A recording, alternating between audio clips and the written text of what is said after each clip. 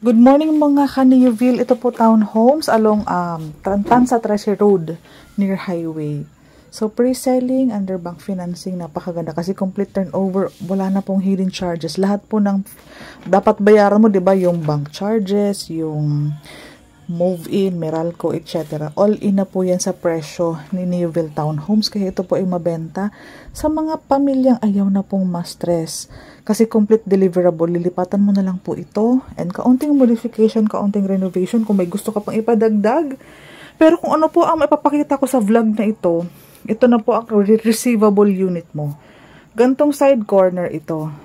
Mas malaki ang toilet nito kasi full toilet and bath ang sukat niyan.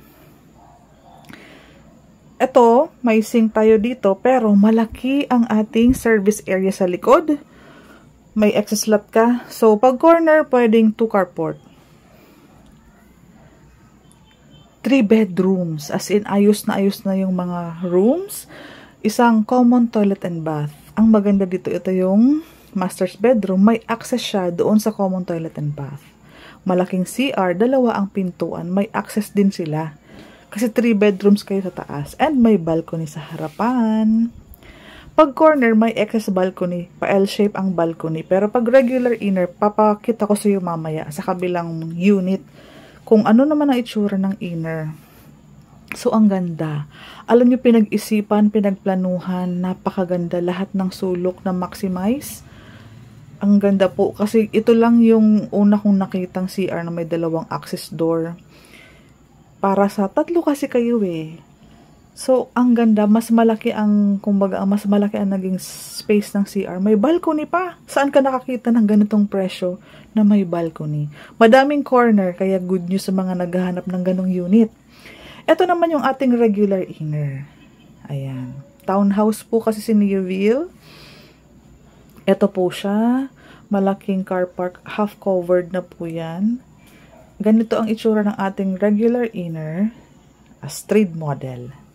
Pareho lang po. At least meron kang bintana, may source ng ilaw yung ating toilet and bath. Ganyan ang itsura ng ating living area. Itong sink, optional kung papatanggal mo, papalipat mo dito kasi malaki po kasi ang space ng service area natin. Kung magiging kitchen area mo yan, pwedeng-pwede. Ayan po.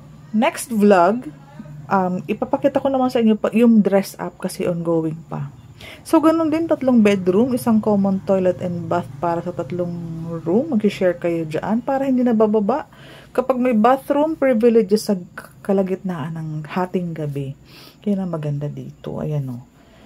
Sa hallway, pintuan. And then, isang pintuan, may access ang master's bedroom. Ayan siya. Maliwanag na maliwanag. Ano po? Ganito naman ang itsura. Yung parang Tagaytay feels kapag nag-check-in kami sa mga condo ng Tagaytay. Ganun siya. Ganun. Mas malaki to compared doon sa mga nasa hotel. So, daily tripping, daily reservation. Panoorin mo po yung next vlog kasi yun naman po ang explanation ng computation para hindi po masyadong mahaba ang pag-upload ko nitong vlog na ito. So, keep in touch. Please subscribe para sa mga updates.